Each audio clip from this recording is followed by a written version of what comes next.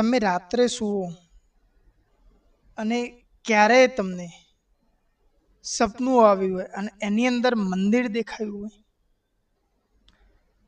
તમને ક્યારે સપનામાં ભગવાનના કે માતાજીના દર્શન થયા હોય, અથવા તો તમે પોતાને સ્વપ્નની અંદર મંદિરમાં જતા જોયા હોય, માતાજીની પૂજા કરતા હોય, આવું તમને સંકેત થયું હોય, તો ઘણા લોકો આવા બધા જે સપના એમને આવતા હોય છે એને સામાન્ય માનતા હોય છે, પરંતુ આ ખૂબ જ મહત્વના બનતા હોય છે. આના પાછળ કંઈક ના કંઈક કારણ રહેલું હોય છે, કંઈક આનો અર્થ રહેલો હોય છે, અને એ જાણવું એ ખૂબ જ મહત્વનું હોય છે. આવા સપના એ શુભ કે અશુભ હોય છે, અથવા તો શું કહેવા માંગે છે ભગવાન આપણને આવા સપનું આપે છે, એના પાછળનો શું એમનો ઈશારો હોય છે, શું કહેવું કે આમાં કંઈક રહસ્ય છુપાયેલું હોય છે.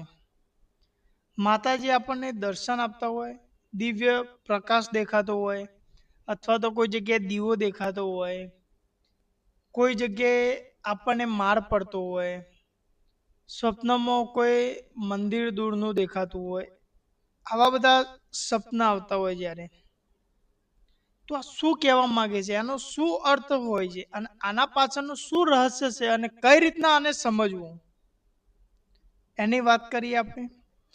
તો જય માતાજી મિત્રો, તમારું સ્વાગત છે મંત્રોની દુનિયા કલયુગ, આપણી સંસ્કૃતિ આપણી ઓળખમાં.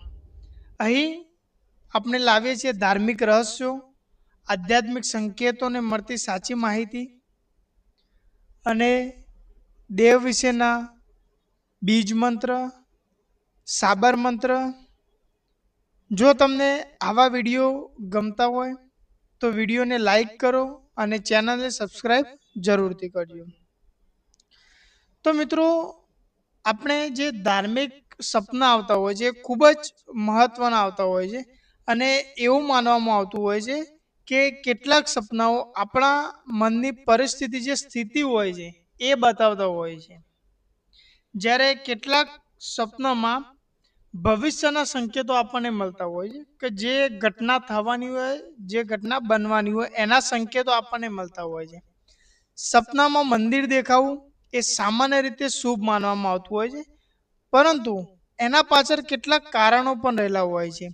ઘણીવાર તમને એવું પણ સપનું આવતું હોય છે કે સપનામાં તમે મંદિરમાં જતા હોય છો, તો આ બધા જે સંકેતો આપણને મળતા હોય છે, જે આધ્યાત્મિક સંકેત છે, એના આધારે આપણે એવું પણ સમજી શકીએ મિત્રો કે આનો અર્થ એવો નથી કે આપણું મન ભગવાન તરફ આકર્ષાઈ રહ્યું છે, પરંતુ આમાં એવું પણ કહી શકાય કે આવા સપનાઓથી આપણા જીવનમાં શાંતિ મળતી હોય છે, અને કેટલાક પરિવર્તન પણ થતા હોય છે. અને જો આવા સપનાનો આપણો અર્થ સમજી લઈએ તો આપણા જીવનમાં ઘણી એવી જે મુશ્કેલી આવતી હોય છે એનાથી આપણે દૂર પણ થતા હોઈએ છીએ મિત્રો. ઘણીવાર આપણે સ્વપ્નમાં માતાજીના દર્શન થતા હોય, કોઈ ભગવાનના દર્શન થતા હોય, તો આ એક ખૂબ જ મહત્વનું હોય મિત્રો. અને એની સાથે સાથે ખાસ કરીને આપણને મંદિર, આરતી, દીવો અથવા તો કોઈ પ્રસાદ વેચાતી હોય એવો આભાસ થતો હોય તો એક આશીર્વાદ માનવામાં આવતો હોય છે. આ આપણા જીવનમાં એક આશીર્વાદ માનવામાં આવતો હોય છે, કારણ કે જ્યારે આવું સપનું તમને આપે તો માતાજીનો એક શુભ આશીર્વાદ મળતો હોય, તમારા જીવનમાં મંગલમય ઘટના થવાની હોય એવો સંકેત માનવામાં આવતો હોય છે.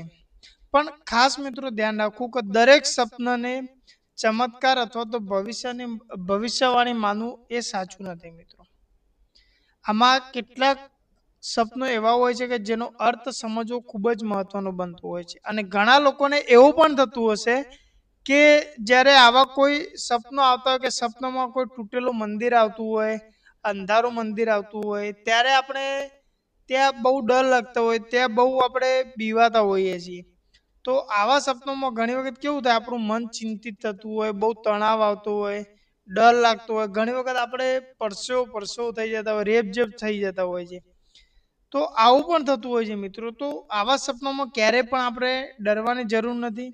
શું કરવું મિત્રો, આવું સપનું જ્યારે તમે આવે તો સવારે આપણે જ્યારે ઉઠીએ ને ત્યારે આપણે જે માતાજીને માનતા હોય એમનું નામ લેવાનું, બે હાથ જોડીને એમને પ્રાર્થના કરવાની અને ખરાબ વિચાર મનમાંથી હટાવી દેવો મિત્રો. તો એનાથી એક ખરાબ વિચારો આપણા જીવનમાંથી દૂર થતા હોય છે. સૌથી મોટું મિત્રો યાદ રાખવું કે આપણે જે માતાજી છે, જે ભગવાન છે, એ આપણને ક્યારેય ડરાવતા નથી, પરંતુ આપણા જે મન વ્યાકુળ હોય છે, મનમાં જે ભય હોય છે, એ તમારી પ્રત્યક્ષ આવતો હોય છે અને એના કારણે એવું બનતું હોય છે.